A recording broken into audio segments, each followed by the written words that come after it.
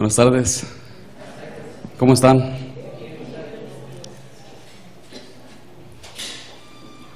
Gracias. Gracias a Dios porque estamos aquí para escuchar su palabra. Y bueno, ¿por qué no me acompañan ahí a 2 de Corintios capítulo 1, versículo 12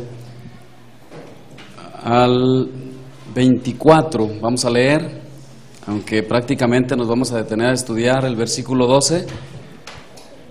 Vamos a leer hasta el 24.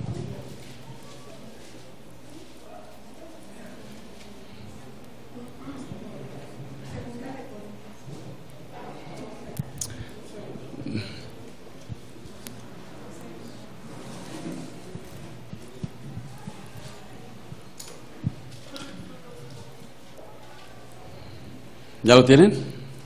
Vamos a leer. Dice: porque nuestra gloria es esta, el testimonio de nuestra conciencia, que con sencillez y sinceridad de Dios, no con sabiduría humana, sino con la gracia de Dios, nos ha en el mundo y mucho más con vosotros, porque no os escribimos otras cosas de las que leéis o también entendéis, y espero que hasta el fin las entenderéis, como también en parte habéis entendido que somos vuestra gloria, así como también vosotros la nuestra.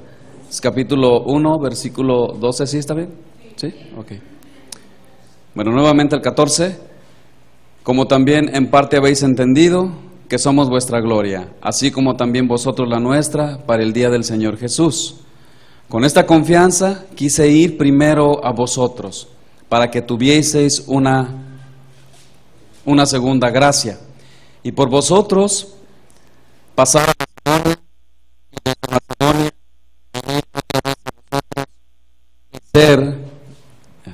creo que es el cable, y ser encaminado por vosotros a Judea. Así que al ponerme esto, dice Pablo, usé o lo pienso hacer, lo pienso según la carne, para que haya en mí sí y no, dice Pablo, o pregunta.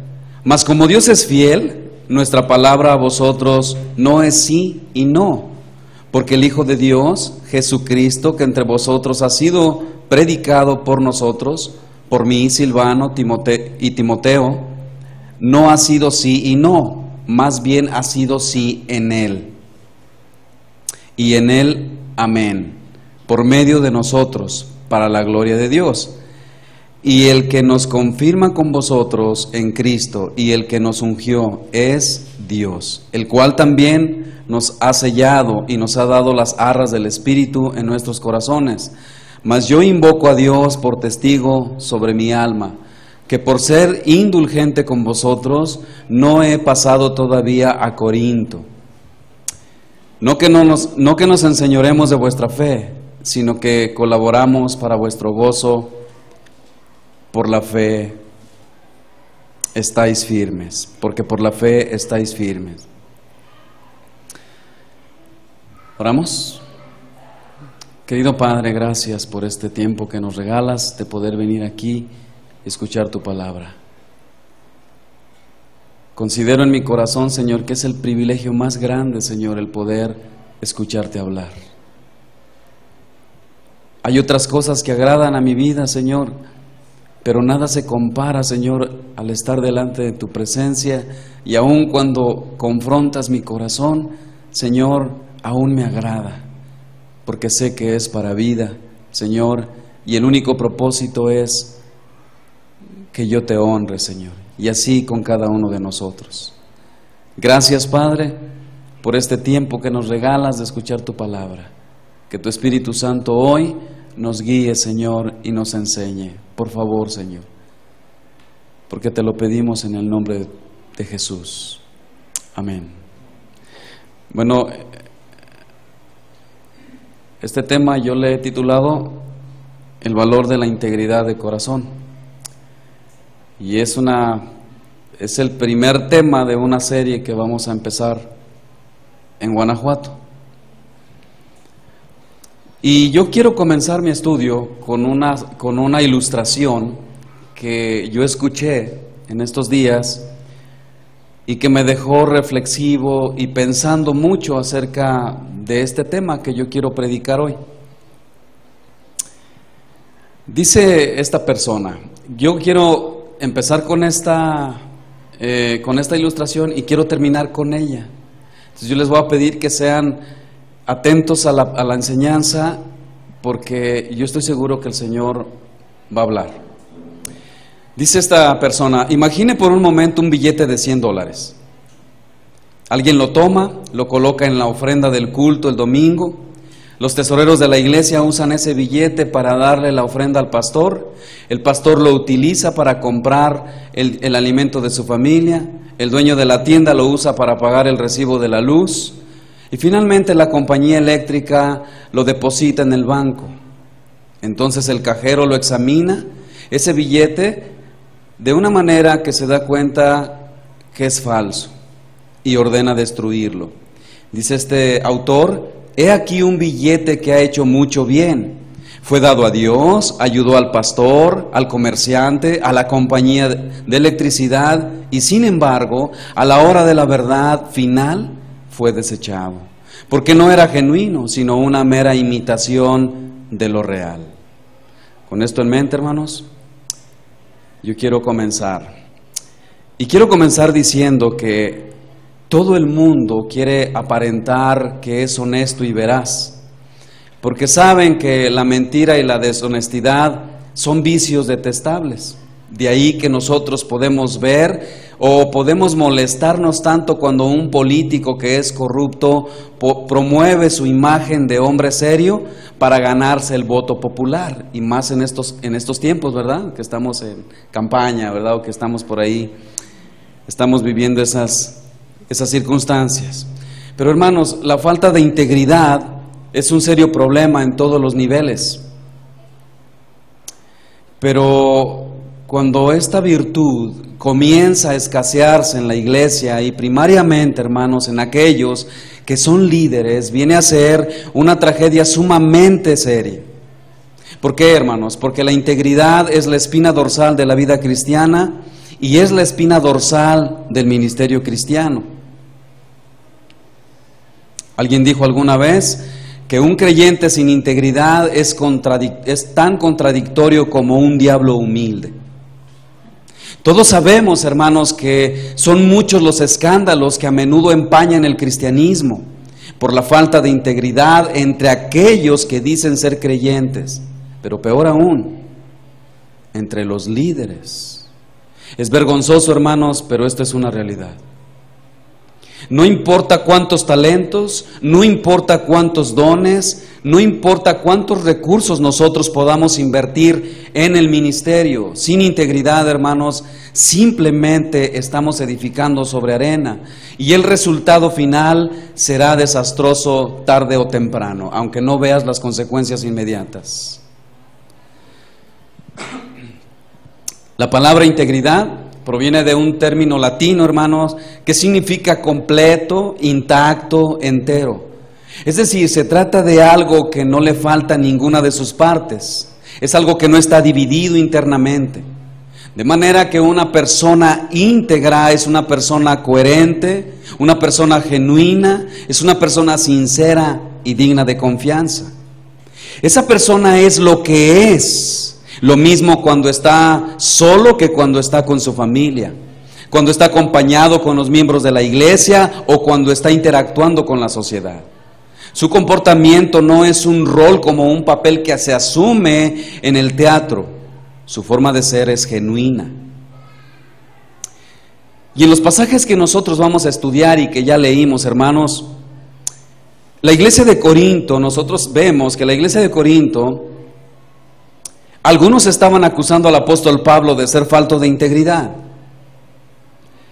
¿Y en qué se basaban estos hombres, hermanos, para hacerle semejante acusación al apóstol Pablo?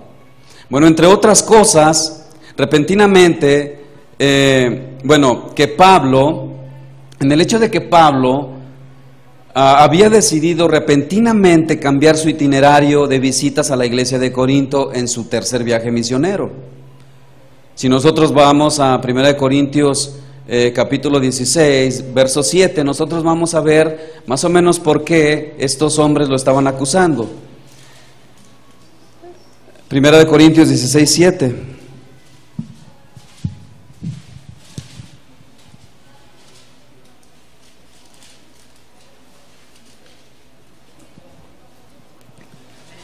Dice, porque no quiero veros ahora, dice Pablo, de paso, pues espero estar con vosotros algún tiempo, si el Señor lo permite.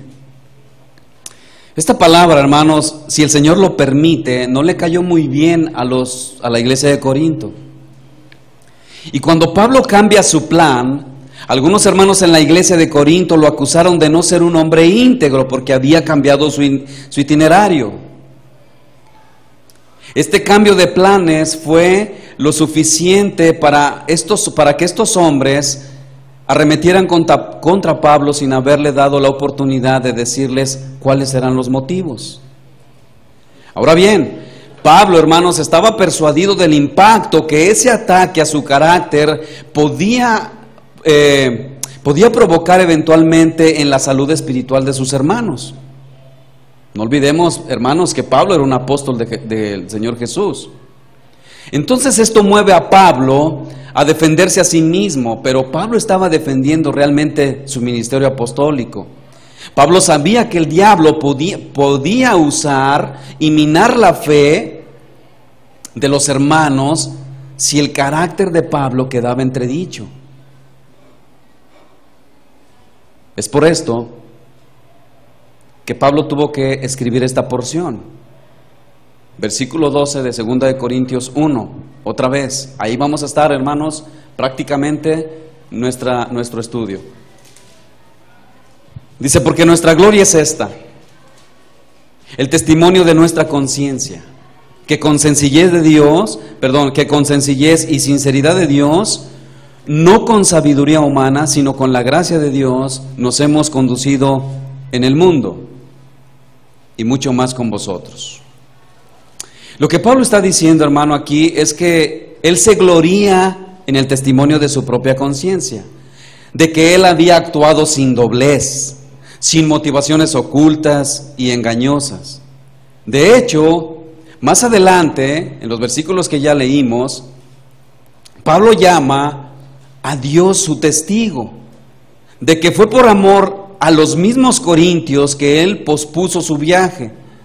Y aunque esta defensa, hermanos, puede sonar un poco pretenciosa al principio, porque podríamos preguntar, bueno, ¿y por qué alguien humanamente se puede gloriar en su integridad?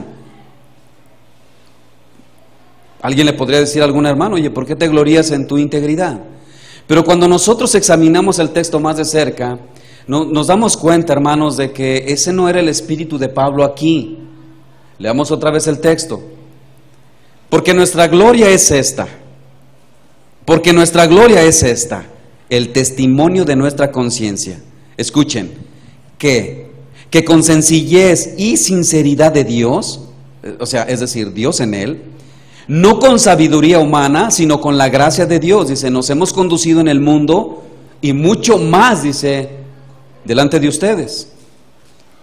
Pablo estaba plenamente consciente, hermanos, de que la integridad que él había exhibido entre los corintios se debía únicamente a la gracia de Dios en él. Y por lo tanto, Dios debía recibir toda la gloria por la integridad en la cual Pablo vivía. Así que, hermanos, hay dos cosas aquí que nosotros encontramos en este texto acerca de la integridad. Y de eso yo quiero hablar en este día. En primer lugar, hermanos, que la integridad es una virtud de carácter que proviene de Dios y no del hombre. Así que nadie puede ser íntegro en sus propias fuerzas. De hecho, en toda la historia humana, solo ha habido 3 personas que han sido verdaderamente íntegras desde su nacimiento. Las primeras 2 fueron Adán y Eva. Tal como salieron de la mano de Dios en el día en que fueron creados. Dice Génesis capítulo 1, versículo 26 al 28, dice que Adán y Eva fueron creados a imagen y semejanza de Dios. Y hermanos, si hay algo que distingue al Dios que se revela en la creación y en su palabra, es que Él es un ser absoluta y perfectamente veraz y coherente. Es por eso que la Biblia, hermanos, no se puede contradecir en ninguna de sus partes. De Génesis hasta Apocalipsis, porque no es otra cosa que la infalible e inerrante palabra de Dios. Y Dios, hermanos, es coherente. De manera, hermanos, que al crear al hombre a su semejanza, Dios lo dotó de integridad. Su carácter estaba intacto, estaba completo. De hecho, de haber permanecido en esa condición, todos habríamos amado a Dios con todo el corazón, con todo el alma, con todas nuestras fuerzas. Nuestro intelecto, nuestra voluntad y nuestras emociones habrían actuado en unanimidad, de haber permanecido con esa integridad. ¿Cuál era el propósito de eso? Glorificar a Dios y gozarnos en Él por siempre. Pero lamentablemente, hermanos, el hombre no retuvo su integridad original. En el capítulo 3 de Génesis, nosotros vemos que otro intérprete entró en escena y les vendió la idea a Adán y a Eva, una idea engañosa de que Dios no estaba siendo sincero con ellos, que detrás de sus palabras había una agenda escondida. Lo que era una invitación positiva a disfrutar de toda la creación, con la excepción de un árbol solamente, Satanás lo transforma para presentar la imagen de un Dios tirano que no quiere que el hombre disfrute las cosas creadas. Y más adelante, Satanás se vuelve todavía más osado y acusa a Dios de ser un mentiroso. Satanás le dice a Adán y a Eva: Dios sabe que el día que ustedes coman del árbol, el día que ustedes se zafen de su yugo, ustedes serán como Él, sabiendo el bien y el mal. El propósito de Dios, les dice Satanás, es impedirles alcanzar el mismo grado de autonomía y de independencia que Él tiene. Así que Satanás, hermanos, se convierte en el Salvador. Prácticamente Satanás les dice: yo vine a salvarlos de Dios, porque Dios los metió en una camisa de fuerza. No hagan esto, no hagan aquello, no hagan esto, no hagan aquello. Yo vine a salvarlos y vine a ayudarlos a progresar. Entonces Eva comió del fruto y le dio a su marido. El pecado entonces entró en el hombre, y así fue que perdió la integridad que tenía originalmente. Hermanos, la razón y la importancia del ser humano es la gloria de Dios y gozarnos en Dios. Por eso, esa razón de gloriarnos en Dios y gozarnos en Él fue repentinamente reemplazado, fue sustituido para la vanagloria humana y para la búsqueda de la felicidad y de las cosas creadas antes que el Creador. Dicho de otra manera, hermanos, la idolatría acababa de nacer. Cuando nosotros pensamos en idolatría, automáticamente pensamos en la iconolatría, ¿verdad? En las imágenes. No, hermanos, la idolatría es mucho peor que eso. Y los resultados, hermanos, de que la idolatría acababa de nacer están hoy más que a la vista. No hay que ser un observador muy agudo para darnos cuenta de la profunda desintegración en el asiento mismo de nuestra personalidad. Muchas veces, hermanos, actuamos ilógicamente. ¿Por qué? Porque nuestra capacidad de razonamiento ha sido afectada. Unas veces sabemos lo que debemos hacer, pero no lo hacemos porque nuestra voluntad ha sido afectada. Otras veces hacemos lo que debemos hacer, pero con una motivación equivocada, porque nuestras emociones y afectos también han sido afectados. Hermanos, estamos desintegrados, esa es la realidad. El hombre dice cosas que no siente, afirma valorar cosas que en realidad no valora ni persigue, promete cosas que sabe que en realidad no podrá cumplir, defiende puntos de vista con argumentos engañosos, porque en realidad él no desea que la verdad prevalezca, él lo que quiere es ganar el argumento.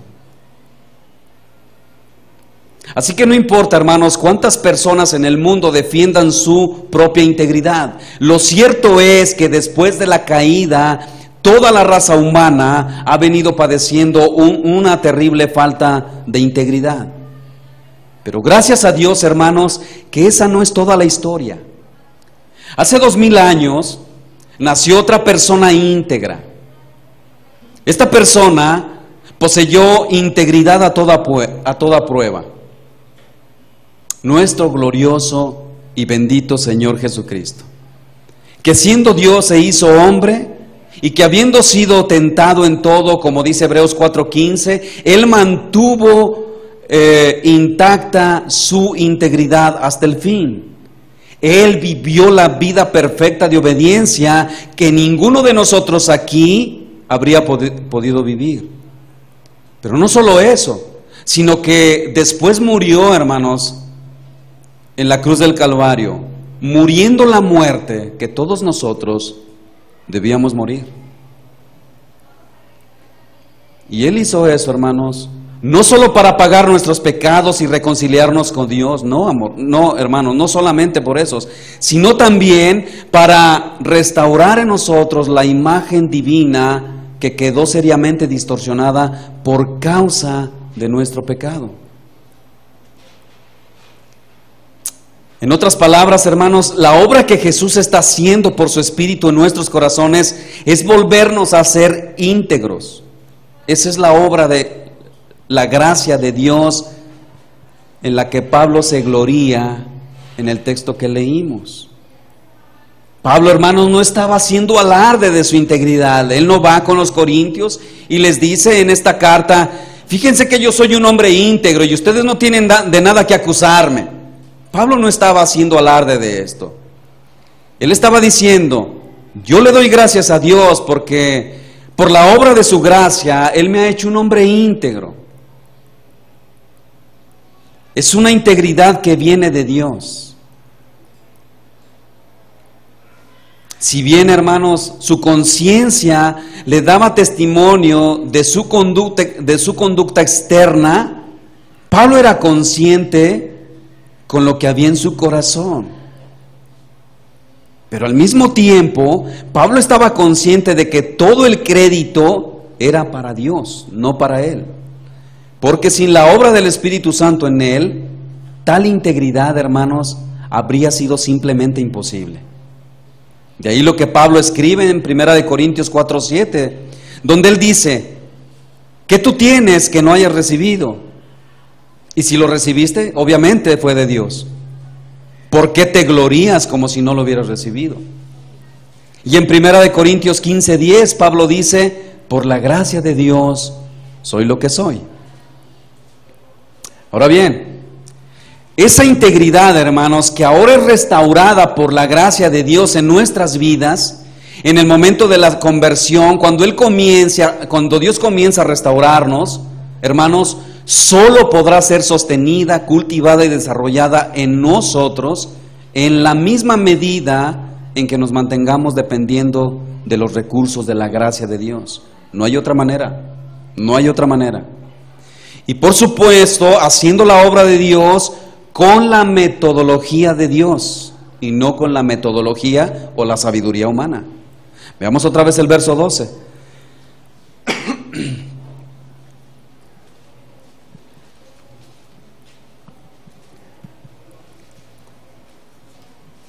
Porque nuestra gloria es esta, dice Pablo, el testimonio de nuestra conciencia, que con sencillez y sinceridad de Dios, no con sabiduría humana, sino con la gracia de Dios, nos hemos conducido en el mundo y mucho más con vosotros.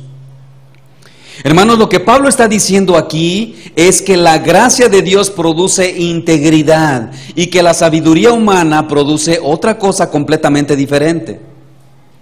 Y la verdad, hermanos, la realidad es que por causa del pecado que aún mora en nosotros, constantemente somos tentados a ampararnos en esa sabiduría humana y carnal. Y sobre todo, hermanos, en el caso de nosotros como pastores, cuando nuestra labor no está produciendo los frutos visibles que nosotros quisiéramos ver. Por ejemplo, todos quisiéramos que nuestras iglesias crezcan, que nuestro ministerio sea exitoso, quisiéramos tener iglesias llenas de personas. Pablo tuvo que lidiar, hermanos, con esta problemática cuando escribió su carta a los Corintios. Dice 1 Corintios 1:18, porque la palabra de la cruz es locura a los que se pierden. Ya había un problema, pero a los que se salvan, esto es a nosotros, es poder de Dios. Y el verso 25 del mismo capítulo dice, porque lo insensato de Dios es más sabio que los hombres, y lo débil de Dios es más fuerte que los hombres. Tal parece que algunos en la iglesia estaban persuadiendo a Pablo para que cambiara su mensaje o su metodología por una que fuera más potable para la cultura sofisticada de los griegos corintios. Los griegos, ustedes saben, que amaban la elocuencia, amaban los razonamientos humanos y filosóficos. Les encantaba escuchar a personas aunque no entendieran nada de lo que decían. Yo no sé si les ha pasado, pero hay hermanos que escuchan la retórica de algunos pastores, la elocuencia con la que se manejan en los púlpitos y dicen, qué hermoso habla. Y le preguntan, ¿y qué dijo? No sé, pero qué bonito, me encantó. Así eran los corintios. Pero por otro lado, los judíos querían ver milagros. Pero Pablo, hermano, sabía que ninguna de esas cosas puede hacer lo que el evangelio puede hacer. Así que lo que Pablo está diciendo aquí, hermanos, es que conducirnos según esa sabiduría humana y carnal, en vez de mantener nuestra integridad amparada en la gracia de Dios, es poner en juego nuestro llamamiento, es poner en juego las almas a las cuales fuimos llamados a llevarles el evangelio de Dios.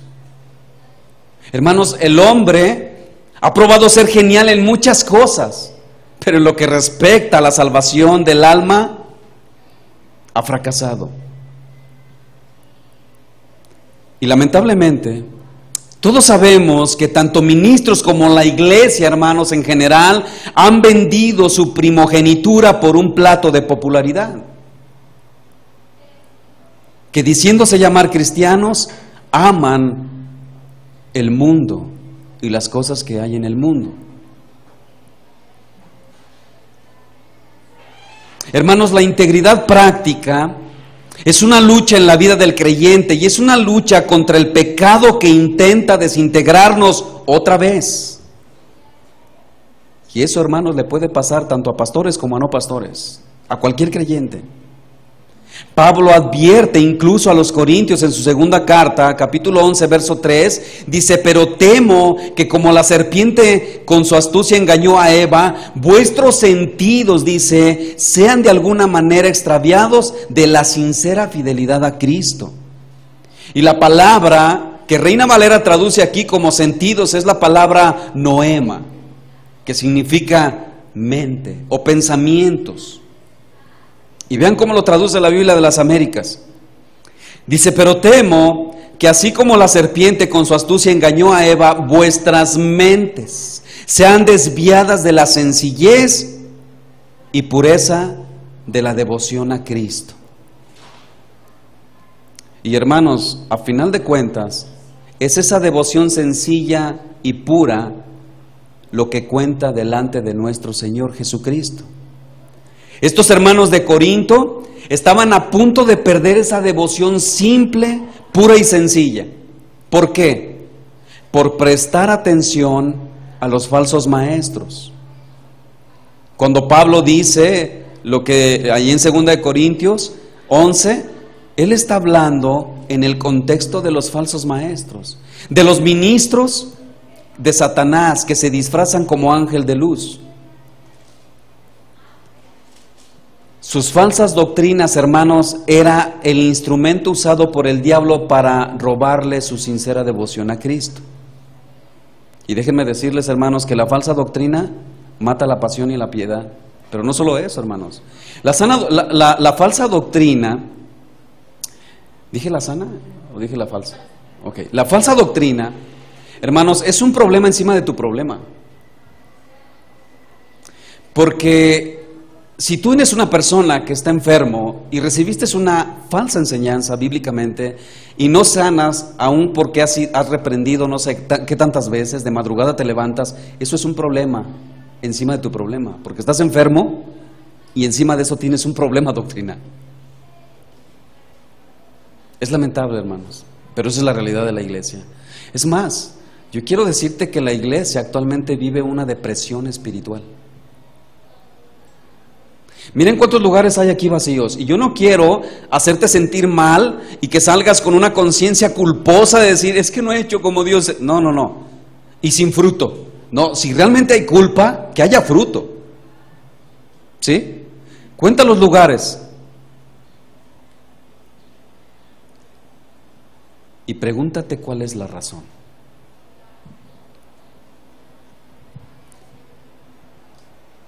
La verdadera pasión por Cristo, hermanos, solo puede llevarse con un corazón empapado de la verdad del Evangelio. La verdad que gira en torno a la persona de nuestro Señor Jesús y de nadie más. Es por eso, hermanos, que la palabra de Dios juega un papel vital en la vida del creyente. Y aquí, hermanos, yo quiero decirte la razón por la que estos lugares quizás, no quiero que sea así, están vacíos.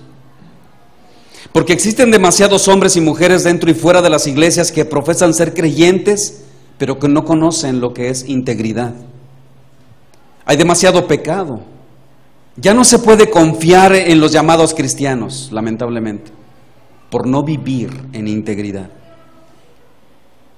Esto se debe en gran parte a que hay demasiadas distorsiones del Evangelio, demasiadas ofertas religiosas, demasiadas ofertas filosóficas. Hermanos, ¿y saben qué? Además hay tres tendencias hoy en día que están impregnando la iglesia y que la iglesia la ha abrazado y que es una maldición total para la iglesia. La psicología, el pragmatismo y el misticismo. Si quieren saber qué es eso, pues ya su pastor se los dirá. Pero de verdad, eso, hermanos, es lo que está impregnando a la iglesia. Y la iglesia no sabe. Es irrelevante, es absurdo, es de no comprender cómo es que un cristiano que está pasando por una depresión o sus hijos de algunos cristianos lo lleven al psicólogo. Es inaceptable, hermanos. Es inaceptable. No puede ser que la iglesia de Cristo recurra a la metodología humana para salir de su problema. No es posible. No es posible. Pero bueno, esa es la condición de la iglesia. Y si nosotros queremos mantener nuestra integridad, hermanos, tendremos que resistir conscientemente todas esas influencias. Y por supuesto recurrir a la palabra. Dice Pablo en Romanos 12:2, pero si nosotros leemos desde el versículo 1, Pablo comienza diciendo, así que, hermanos, les ruego por las misericordias de Dios que presentéis vuestros cuerpos en sacrificio vivo, santo, agradable a Dios, que es vuestro culto racional. No os conforméis a este siglo, sino transformaos por medio de la renovación de vuestro entendimiento, para que comprobéis cuál sea la buena voluntad de Dios agradable y perfecta. Pero cuando Pablo comienza con el capítulo 12, verso 1, dice, así que nosotros tenemos que ir a Romanos 1, 2, 3, 4, 5, 6, 7, 8, 9, 10 y 11, para entender por qué Pablo dice, así que. Pablo está diciendo, por la razón que ya vimos, y que encontramos en el versículo 1, 2, 3, hasta el 3, por decirlo así, que tú y yo estábamos condenados al infierno y que el Señor nos dio vida eterna. Por eso Pablo dice, con ese razonamiento, o sea, es decir, con esa mente de lo que Dios hizo en tu vida en el pasado, vive vive como un sacrificio para Él. Por todo lo que Él hizo desde el capítulo 1 hasta el capítulo 11. Esa es la razón por la que nosotros debemos de vivir con esa vida de integridad, con una vida de sacrificio delante de Dios. Por eso dice, que este sea vuestra vida racional o nuestra vida que razone lo que nosotros estamos viendo de lo que Pablo dijo del capítulo 1 al capítulo 12. Y dice, no se conformen en este siglo. Transfórmense por medio de la renovación de vuestro entendimiento para que comprueben. Es la única manera, a través de la Escritura, comprobar cuál es la buena voluntad de Dios, agradable y perfecta. Hermanos, no importa cuánto cueste, el llamado de la Escritura es a mantener nuestra integridad amparados en la bendita gracia de Dios. No importa lo que cueste. Aún, hermanos, aunque no parezca que esté dando resultados como nosotros queremos verlos. ¿Y qué significa eso en términos correctos, pastor? Bueno, significa que nosotros debemos vivir, hermanos, con la conciencia de que nosotros vivimos y ministramos en la presencia de Dios y que es a Él primariamente a quien debemos agradar. Por eso Pablo dice en Filipenses 4:5, vuestra gentileza sea conocida de todos los hombres, el Señor está cerca. Y allí no está hablando de la segunda venida, está hablando de la realidad de que el Señor está a nuestro lado. Duerme contigo, se levanta contigo, desayuna contigo, come contigo, va contigo al trabajo. Hermano, si tú y yo viviéramos con esa conciencia, evitaríamos muchos problemas y pecados. Pero la verdad es que ni siquiera nosotros creemos. Es paradójico o es incongruente. Cristianos sin Cristo.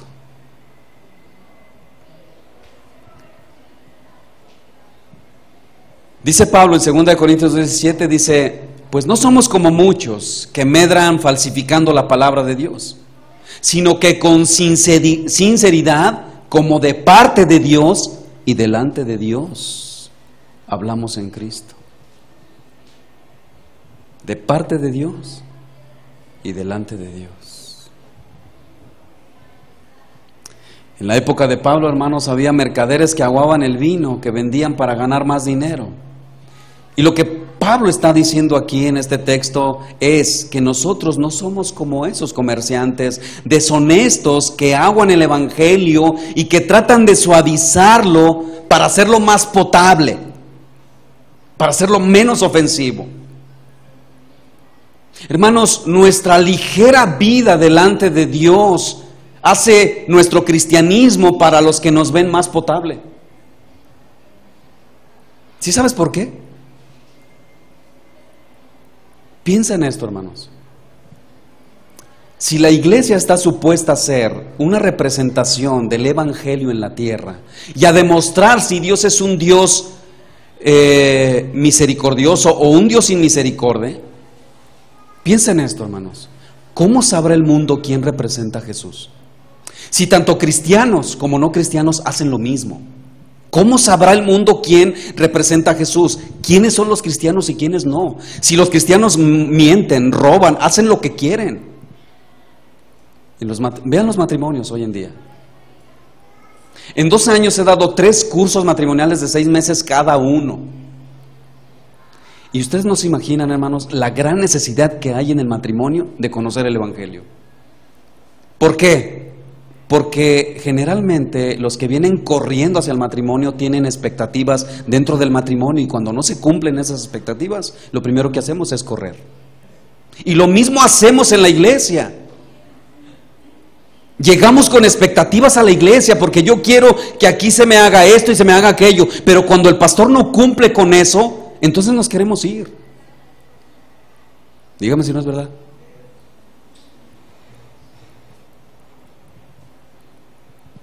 Nosotros no somos como esos mercaderes, hermanos, que aguan el vino o lo hacemos más potable para que entonces se llene este lugar y haya pues muchísima gente. No, hermanos. No, hermanos. No es de esa manera. Si nosotros hacemos eso, hermanos, Si tanto yo como cualquier otro pastor llamado por el Señor hago el vino o hace la predicación más potable, o tú como creyente en tu vida deshonesta haces más potable tu cristianismo, escucha esto, hermano. Entonces vemos a aquellos creyentes enredándose en las cosas del mundo porque dicen ellos que no quieren ser religiosos, y a muchos pastores diluyendo la verdad del evangelio. Y a la larga, mis hermanos, no importa cuántas personas le prediques la palabra, si no hay integridad en tu vida, no importa, no importa. Porque hay una persona que importa más que nada en este mundo, y es a Él a quien debemos agradar, y Él se llama Jesucristo de Nazaret. Si tú quieres agradarme a mí o agradar a tu hermano, estás equivocado. Tú tienes que agradar a Dios. La Biblia es clara, hermanos. La Biblia es clara cuando dice, agraden a Dios para que por consiguiente agraden a los hombres. Pero nosotros hacemos al revés. Queremos guardar una apariencia delante de los hombres para que digan, cuánta espiritualidad. No importa lo que tú y yo hagamos, hermanos, porque hay una persona que importa más que nada, y es a Él a quien debemos agradar. Y escucha esto, hermano, aunque eso implique desagradar a la gente, aunque eso implique desagradar a tus padres, aunque eso implique desagradar a tus amigos, aunque eso implique agradar a tus patrones, y aún aquellos ministros que no van conforme a la palabra de Dios. En un tiempo yo lo hice. Yo tuve que salir de una iglesia, ¿por qué? Porque el pastor dejó de ser cristiano, es decir, dejó de predicar la palabra. ¿Y qué dice Pablo respecto a esto? Gálatas 1:10.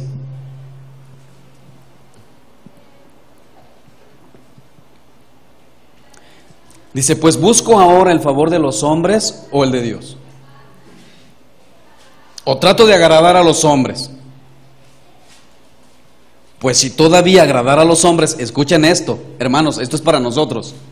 Si todavía agradas a los hombres, no eres siervo de Cristo.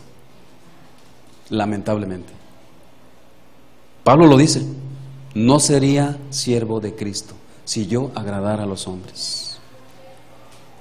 Ahora, hermanos, ¿cuántos creyentes nosotros encontramos en el mundo, dentro de las iglesias evangélicas, diciendo amar a Dios, pero que aún tratan de agradar a los hombres?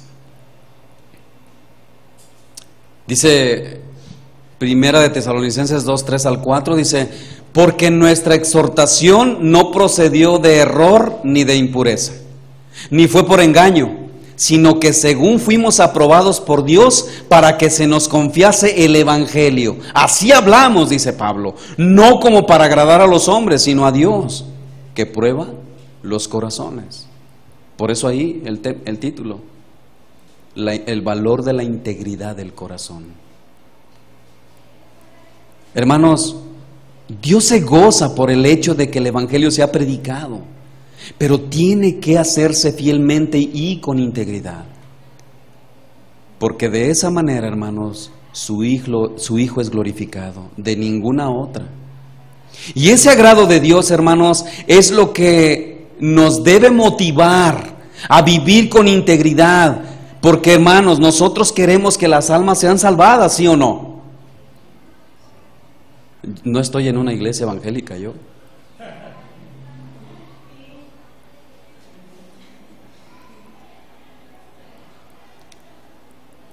Hermano, si no es tu prioridad predicar el evangelio, dime qué es. Dime qué es. ¿Crees en el infierno? ¿De veras crees? ¿Por qué no vas entonces por esa gente que se está yendo al infierno? ¿Ves cómo nosotros decimos cosas que no llevamos a la práctica? Nuestra fe dice una cosa, o nuestra boca dice una cosa, nuestra práctica dice todo lo contrario.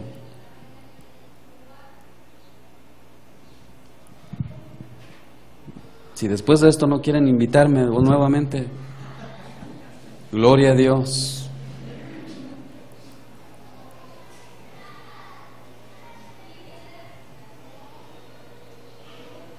Ese agrado a Dios es lo que nos debe motivar a vivir con integridad, porque nosotros queremos que las almas sean salvadas del infierno. Pero hermanos, esto tiene que estar subordinado a ese propósito dominante. ¿Cuál? Lo que Pablo llama que Dios sea agradado. Ese debe de ser un propósito dominante en ti, por encima de todo. Por encima de todo. Yo agrado a mi esposa, trato de agradarle, pero para poderle agradarle a ella, ¿a quién creen que tengo que ir primero?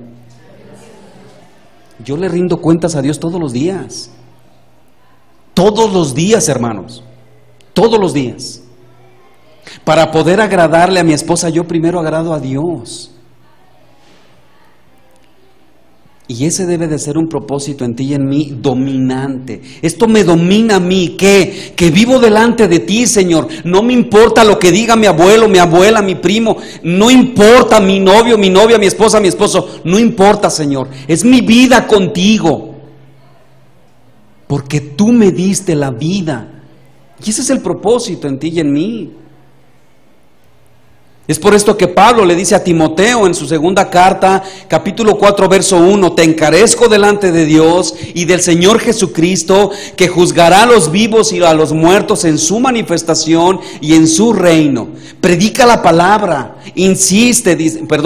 que instes a tiempo y fuera de tiempo, redarguye, reprende, exhorta con toda paciencia y doctrina. ¿Cómo? Con toda paciencia y doctrina, porque vendrá tiempo, dice, cuando no sufrirán la sana doctrina, sino que, aquí le voy a poner yo, sino que harán una palabra, un cristianismo más potable, donde todos puedan ir a la iglesia y estar en el mundo a la vez, entre chismear, murmurar y hacer todo lo que queramos. Pablo le está diciendo eso prácticamente a Timoteo.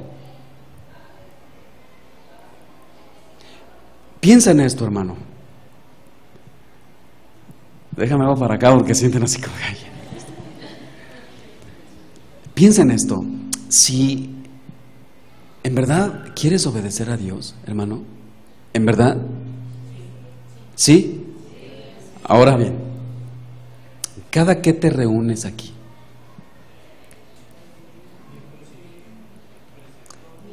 algunos el miércoles y el domingo, pero la mayoría solo los domingos, y eso 2 veces al mes.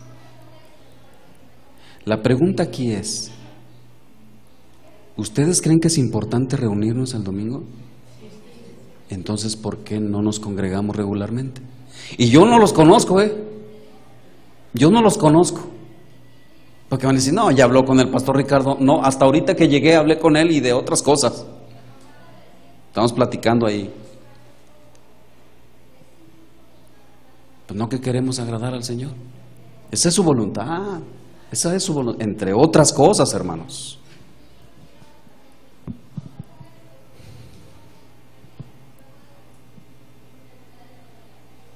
Sigo leyendo el verso 4 de 2 Timoteo 4.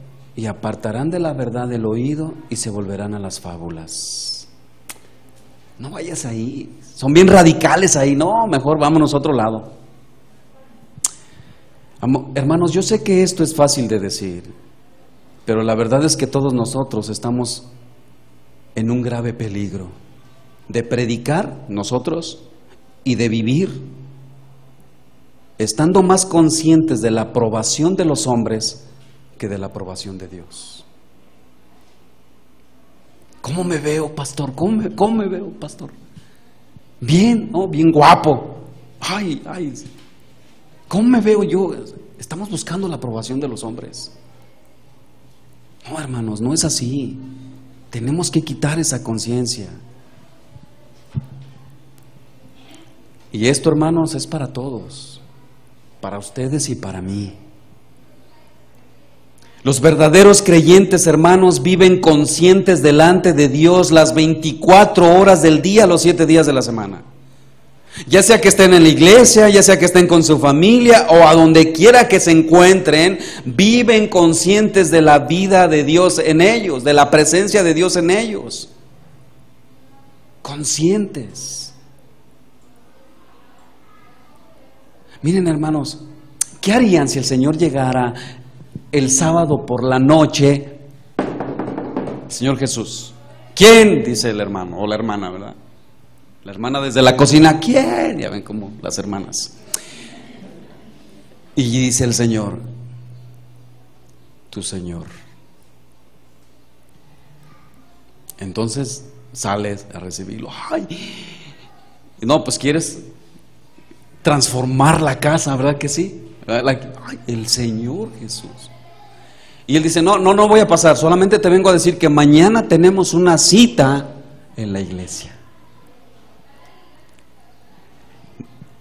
Pregunta, hermanos. Y te dice, la cita es a las 11 de la mañana. ¿Llegarías a las 11:30, hermano? ¿A las 12? ¿Sí o no? ¿Sí o no, hermano? Mi pregunta es, ¿por qué entonces llegas a esa hora? Entonces presuponemos que el Señor no está aquí, hermano. ¿Que no prometió Él estar con nosotros aquí hasta el fin del mundo? ¿No? Entonces, ¿por qué hacemos eso, hermanos? Yo no sé si el domingo vas a tener más gente, Richard, pero de verdad que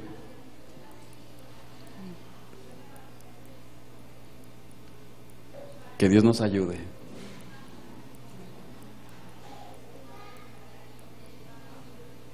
Veamos lo que dice el texto de 2 Corintios 1:12 nuevamente. Porque nuestra gloria es esta, el testimonio de nuestra conciencia, que con sencillez y sinceridad de Dios, no con sabiduría humana, sino con la gracia de Dios, nos hemos conducido en el mundo, y mucho más con vosotros. Pablo, hermanos, le está diciendo a los corintios, ustedes han tenido la oportunidad de sobra para ver la integridad en mi vida. Pero, hermanos, la integridad no es un papel que se asume en ciertas circunstancias. No, hermanos. Es una forma genuina de ser, basada en nuestra comprensión de nuestra identidad con Cristo. Es una forma genuina de ser, basada en nuestra comprensión de nuestra identidad con Cristo. Hermanos, somos cristianos. No somos testigos, ni mormones, ni masones, ni jesuitas, ni no sé qué tanto más puedas entender o conocer de eso. Somos cristianos. Cristo se mueve entre nosotros. Es más, nosotros somos el cuerpo de Jesús. Si tú y yo no vivimos en integridad y no amamos como Él dice y no somos obedientes a la palabra de Él, ¿cómo sabrá el mundo quién representa a Jesús? Dímelo. ¿Tienes otra solución? Entonces, ¿por qué vivimos con tanta frialdad, con tanta indiferencia y apatía entre nosotros ante la misma palabra? ¿Por qué? ¿Cómo sabrá ese mundo que se está muriendo? ¿Quién marcará la diferencia entre un mundo que se fragmenta, que se despedaza, que levanta murallas de división, donde ya no importa lo que le pase al vecino, mientras no se metan conmigo? Eso mismo vive la iglesia, hermano. ¿Sí o no? Ya no importa lo que le pase a mi hermano. ¿Cómo estás, hermano? Pues me siento, ora. A eso nos mandó Jesús. Y no estoy enojado, hermanos, es una manera de despertarlos.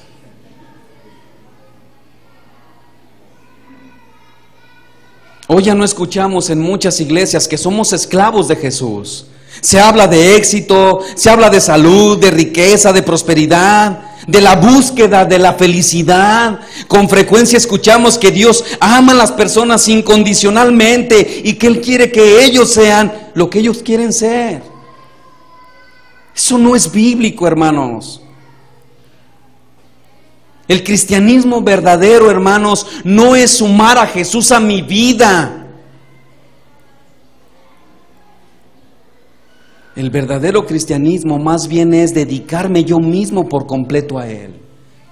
Hermano, Jesús no vino a mejorar tu vida, quítate eso de la mente. Él la vino a matar. para resucitarte en Él y que vivas conforme a Él y ya no en tus concupiscencias. Él vino a matar tu vida, hermano, a matarla y resucitarte en Él. ¿No dice eso Pablo a los romanos en el capítulo 6? Sepultados con Él por el bautismo. No, sepultados con Él en su muerte para resucitarnos en novedad de vida, nueva vida.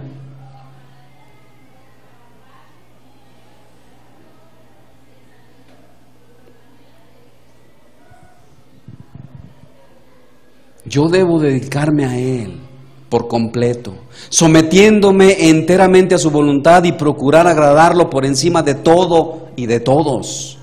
Esto demanda, hermanos, la muerte propia y seguir al amo sin importar el costo. En otras palabras, ser cristiano, hermanos, es ser un esclavo de Jesús. La vara de medir de Dios es una vara de fidelidad y nosotros debemos de ser fieles a Él con integridad de nuestro corazón, no populares. Un siervo con integridad de corazón, hermanos, vive con esa conciencia. Pero eso no quiere decir que no tendrá problemas con el pecado. Si bien el pecado ha dejado de ser nuestro rey, no ha dejado de ser nuestro enemigo. Nadie alcanzará la perfección y la impecabilidad en la tierra, hermanos. Pero el creyente con integridad de corazón no racionaliza, no excusa su pecado ni lo minimiza. ¿Y por qué? Porque este hombre entiende el Evangelio y se lo predica a sí mismo todos los días. Es increíble, hermanos, que uno puede escuchar predicaciones y predicaciones de todo lo que grandes maestros que tenemos, gracias a Dios, ¿sí o no, hermanos? Por la vida de Chu y de Daniel Rubalcaba. Me encanta a mí escuchar a estos hombres de Dios, de verdad. De Fleming, los hermanos de allá de... Gracias a Dios por ellos, entre otros hermanos. Y que nosotros mismos hablemos del Evangelio una y otra vez. Pero cuando tenemos que lidiar con nosotros mismos, hermanos, se nos olvida el Evangelio. Somos buenísimos para dar consejos, pero cuando tenemos que enfrentarlo nosotros mismos, ¿quién me dará uno a mí? Hermanos, el siervo con integridad de corazón peca, porque nadie es impecable, pero ese hombre trata con su pecado. Dice Juan en su primera carta, 1:9, si confesamos nuestros pecados, Él es fiel y justo para perdonarnos nuestros pecados y limpiarnos de toda maldad. Así que, hermanos, un siervo con integridad de corazón y que entiende el Evangelio no tiene problemas al hablar de su pecado y decirle al Señor: perdóname porque pequé, Señor. Y si eres hijo de Dios, por la fe en Jesús, en justicia de Dios, te perdonará, porque tu deuda fue saldada en la cruz del Calvario. Pero, hermano, ¿acaso esa verdad nos mueve para coquetear con el mundo? ¿Coquetear con el pecado? ¿Tratar con ligereza nuestros pecados? Por supuesto que no. El Evangelio de la gracia, hermanos, de Dios no promueve una vida de liviandad en aquellos que abrazan esa gracia de todo corazón. Y la gracia, hermanos, de Dios se ha manifestado enseñándonos a renunciar a toda impiedad y a los deseos pecaminosos. La gracia de Dios nos enseña a vivir en santidad, nos enseña a renunciar al pecado. Dice Pablo, el amor de Cristo nos constriñe, pensando esto, que si uno murió por todos, luego todos murieron, y por todos murió. Para los que viven, dice, ya no vivan para sí, sino para aquel que murió y resucitó por ellos. La gracia de Dios, hermano, nos llama a ser santos, a ser íntegros de corazón. Y al final de cuentas, hermanos, la integridad no es otra cosa que el resultado de haber abrazado el Evangelio con todo nuestro corazón. y entender cómo ese evangelio se conecta con todas, hermanos, con todas las áreas de nuestra vida, en dependencia absoluta del Espíritu Santo de Dios, y vivir en consecuencia. Hay hermanos que dicen, leen Gálatas 5:22 y dice que el fruto del Espíritu, ¿verdad?, es gozo, paz, paciencia, bondad, fe, templanza, amor. Entonces dicen algunos hermanos, yo en el amor ando más o menos, pero en la paciencia sí no. Como si el fruto del Espíritu estuviera fragmentado. No, hermanos, es un fruto con varias características. Tú no puedes decir que amas a Dios y aborrecer a tu hermano al mismo tiempo. No puedes, hermano. No puedes. Y cuando digo no puedes es porque no puedes. Porque cuando tienes al Espíritu Santo, Él te lleva a toda verdad, a toda gracia. Nosotros no podemos decir. Justificamos a veces nuestros problemas matrimoniales o en la familia o en la iglesia porque creemos tener razón en lo que estamos viviendo. Sufrimos un agravio de parte de alguien y reaccionamos de una manera imprudente, anticristiana, y le decimos al Señor, es que tú no lo conoces cómo es. Muchas de las actitudes de la iglesia delante de los hermanos es porque creen que Dios ignora lo que ellos saben de aquella persona. No, hermanos, Dios te conoce a mí y a ti y a cualquiera perfectamente, pero tú no sabes si Dios está obrando en tu vida a través de este hermano para moldear tu carácter.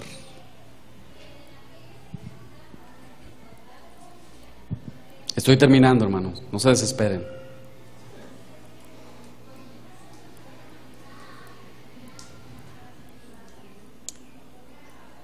Y voy a finalizar con este texto, donde Pablo en Gálatas 2, 11 al 14, dice que en algún momento tuvo que reprender a Pedro, porque Pedro no estaba actuando con integridad. Mientras él estaba, Pedro, solo con los gentiles, comiendo con ellos. Pero dice que de repente llegan los de Jerusalén, los hermanos de Jerusalén, y Pedro no había cambiado su convicción. Pedro seguía siendo el apóstol del Señor, pero comenzó a tener temor, dice Pablo, y se retraía, porque tenía miedo de los de la circuncisión, dice Pablo. Dice el versículo 14, pero cuando vi que no andaban rectamente, escuchen esto, conforme a la verdad del Evangelio, dije a Pedro delante de todos, si tú siendo judío, en otras palabras, si tú siendo cristiano, vives como los mundanos, ¿cómo es posible que los quieras obligar a vivir como cristiano? ¿Cómo es posible, hermanos? Pablo sabía, hermanos, que el problema de Pedro es que no estaba conectado en ese momento con el Evangelio en su vida. Y no se estaba comportando como un hombre de integridad. Y como suele suceder, hermanos, en esos casos, ¿verdad?, otros fueron arrastrados por él en su conducta de duplicidad. Entonces puedo ir a la iglesia y vivir con otra mujer teniendo a mi esposa. Entonces puedo hacer esto y puedo hacer aquello e ir a la iglesia. Eso es lo que nosotros hacemos, hermano, cuando nuestro corazón tiene una duplicidad. Permitimos que los demás lo sigan haciendo, porque ese es el ejemplo que nosotros les damos. Y hoy vemos, hermanos, que la iglesia sufre a causa de nuestra hipocresía. El nombre de Jesús es pisoteado por ti y por mí. Aunque creas que eres la persona más moral y más íntegra,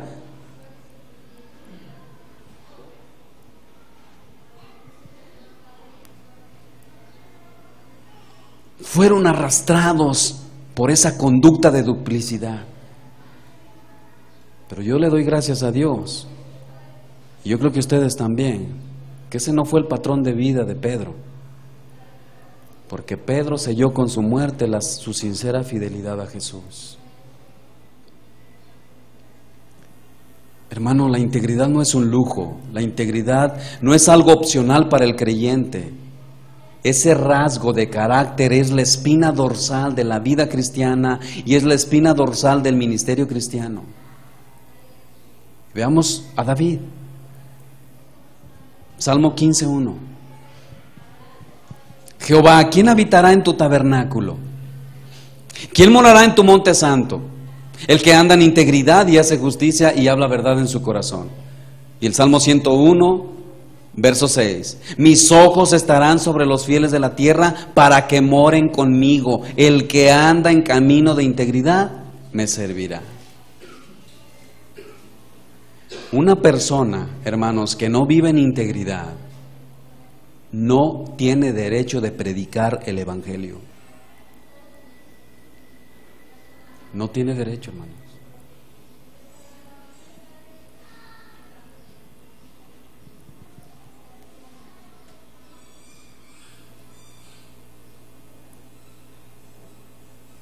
Lamentablemente, hoy existen muchos creyentes que en vez de ajustar su estilo de vida a la palabra de Dios, terminan ajustando la palabra de Dios a sus vidas. Y muchas veces terminan apostatando de la fe. Eso, mis hermanos, es lo que está pasando con muchos creyentes en las iglesias evangélicas. ¿Quién hubiera pensado, hermanos, del rey David, que se turbó por cortar el manto de Saúl? ¿Se acuerdan? Cuando se mete a la cueva y él estaba ahí escondiéndose y Saúl, ya saben a lo que entra, y él le corta ahí la capa. Y él dice, ¿verdad?, que había atentado contra el ungido de Jehová. Bueno, hermanos, ese mismo hombre que se turbó por haberle cortado la capa y haber atentado contra el ungido de Jehová, ese mismo adulteró con Betsabé y mató a Urías. Ese mismo, hermanos. La pregunta es, ¿cómo llegó David a esa situación? Hermanos, nadie estamos exentos de caer. Nadie. Absolutamente nadie. Nadie. Tanto creyentes como ministros, hermanos, sin integridad, tendrán efectos devastadores en su vida, en su familia y en la iglesia. Muchos tropezarán y se alejarán del evangelio cuando sean testigos de la hipocresía de muchos de nosotros, hermanos, que no vivimos en integridad. Y el Señor demandará la sangre de cada uno de esos hombres a nosotros. Pero muchos terminarán abrazando un cristianismo distorsionado por la influencia negativa de un cristianismo totalmente diferente y por la influencia negativa de esos creyentes. Pero lo más terrible, hermanos, es que un creyente sin integridad no podrá agradar a su Señor, contristará al Espíritu y puede ser que en el día del juicio ese hombre descubra que nunca fue un verdadero creyente. Mateo 7:21. No todo el que me dice Señor, Señor entrará en el reino de los cielos, sino el que hace la voluntad de mi Padre que está en los cielos. Muchos me dirán en aquel día, Señor, Señor, en tu nombre. No profetizamos en tu nombre, y en tu nombre echamos fuera demonios, y en tu nombre hicimos muchos milagros. Entonces les declararé, nunca los conocí, apártense de mí, hacedores de maldad. Ustedes nunca fueron míos. Y termino con la ilustración que comencé. Imagine por un momento un billete de $100. Alguien lo toma, lo coloca en la ofrenda del culto del domingo, los tesoreros de la iglesia lo usan para dárselo al pastor, el pastor lo utiliza para comprar el alimento de su familia, el dueño de la tienda lo usa para pagar el recibo de luz y finalmente la compañía eléctrica lo deposita en el banco. El cajero, al examinar ese billete, descubre que es falso y ordena destruirlo. He aquí un billete que ha hecho mucho bien. Fue dado a Dios, ayudó al pastor, al comerciante, a la compañía eléctrica, y sin embargo, a la hora de la verdad final, fue desechado porque no era genuino, sino una mera imitación de lo real.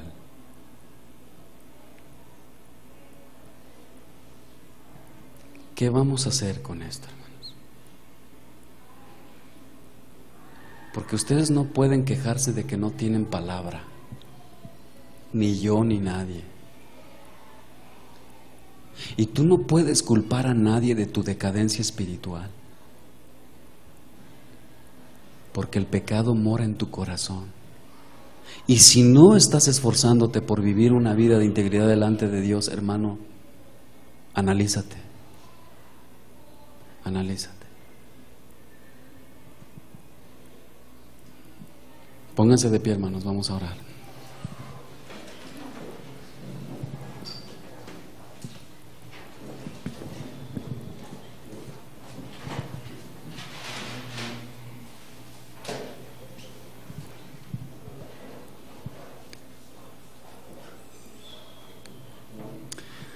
Yo no quisiera irme de aquí sin antes decirte, hermano que estás aquí o amigo que estás aquí, si tú crees que puedes pasar desapercibido delante del Señor, estás equivocado. Si en verdad te preocupa el destino de tu alma, arrepiéntete. Si tú sabes que no hay integridad en tu vida, esposas que están aquí y esposos que están aquí, traigan su corazón delante de Dios.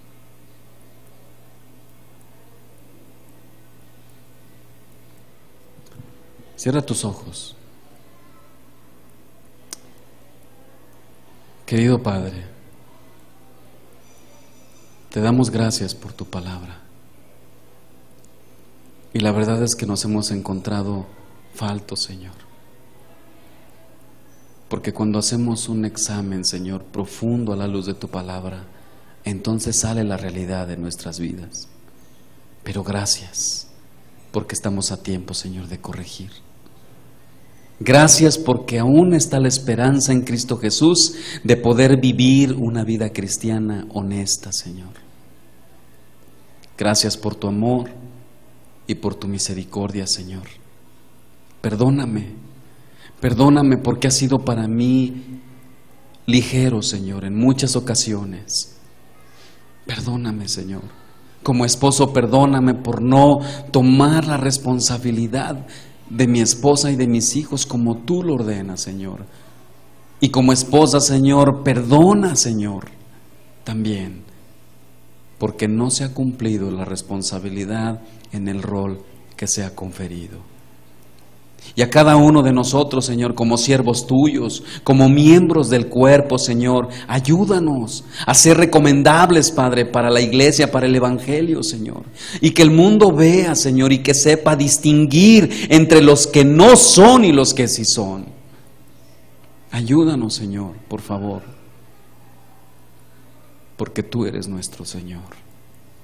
Porque no tenemos a quien más agradar, solo a ti. Y a partir de ahora, Señor, mi corazón lo pongo delante de ti, porque no hay nadie más que importe, más que tú, Señor.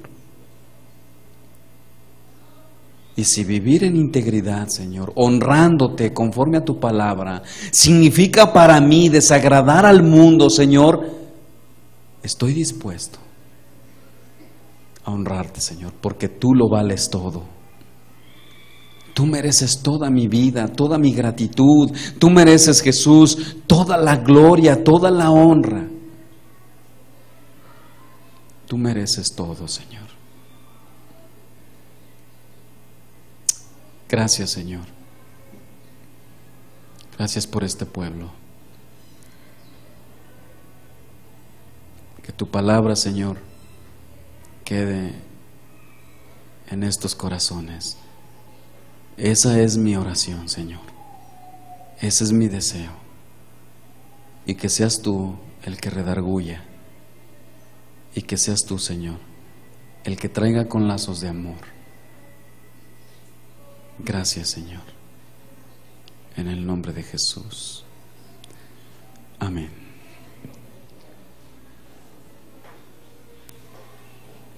Gracias, hermanos, por su atención.